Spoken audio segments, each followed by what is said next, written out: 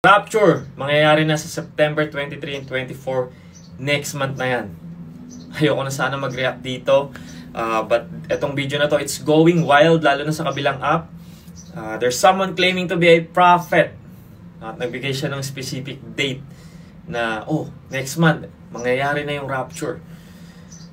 Sa mga believer na rooted sa Word of God, we know it's obvious deception. No one knows the day or the hour, not even the angels.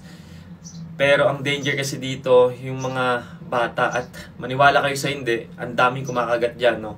Especially yung mga bata. Alam niyo naman yung mga bata, curious sila. Maybe yung iba sa kanila, kakaumpisa pa lang magbasa ng Bible. Diba? But guys, the Bible is complete and sufficient. Hindi natin kailangan ng mga new prophecy. Lahat po ng believers ay indwelt ng Holy Spirit. Imagine, the Spirit of God living inside of you.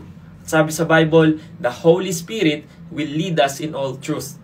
Ang Holy Spirit po ang mag-guide sa atin through Scripture. Hindi inutos sa atin na maghintay ng bagong propeta at bagong propesiya. No, we are commanded to search the Scripture. Sabi nga sa Hebrews 1, verse 1 to 2, long ago, God spoke many times and in many ways to our ancestors through the prophets.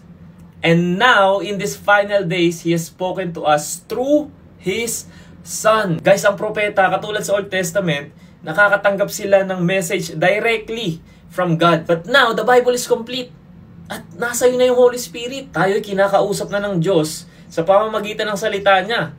And by the power of the Holy Spirit that lives in us. Alam nyo, nagwa-wonder nga ako ano kayang ginagawa ng mga ganitong tao? Lalo na kapag hindi nangyari yung mga pinoprophesy nila. Tapos ang dami nilang followers.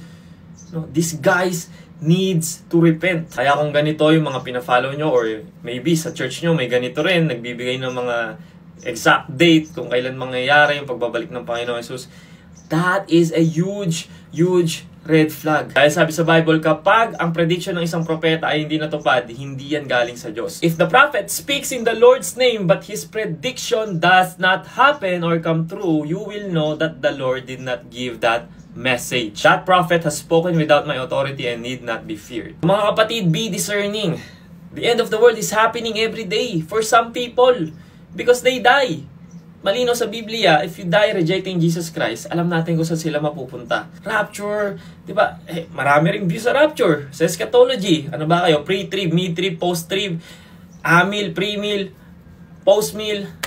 It doesn't matter. Our hope is not in the time of rapture, but in Jesus Christ. Siguraduhin nyo lang na pinanganak na kayong muli. You are born again at meron kayong Jesus sa buhay ninyo. Kasi kahit mangyari man o hindi mangyari ang rapture, you know that you are saved by grace through faith in Christ alone. Amen?